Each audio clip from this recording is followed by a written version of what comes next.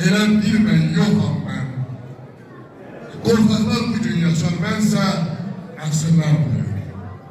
Nə qədər ki millət var, nə qədər bu bayraq var, nə qədər Azərbaycan var, nə qədər Qarabağ var.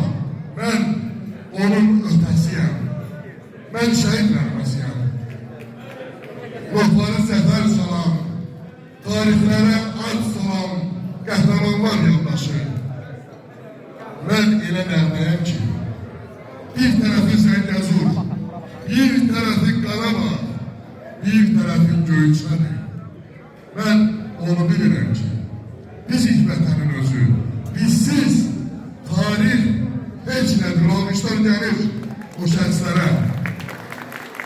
Təşəkkürlü bildirirəm. Və mən istərdim bir xalq olaraq, Azərbaycanlı olaraq, canlarından geçmiş, qanlarından geçmiş igid, qəhrəman şəhidlərimizi bir dəqiqəlik sükutla yad edilir.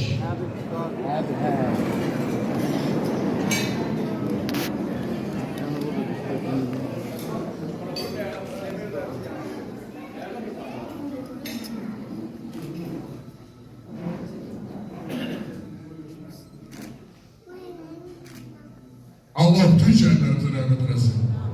Şəhid ailələrine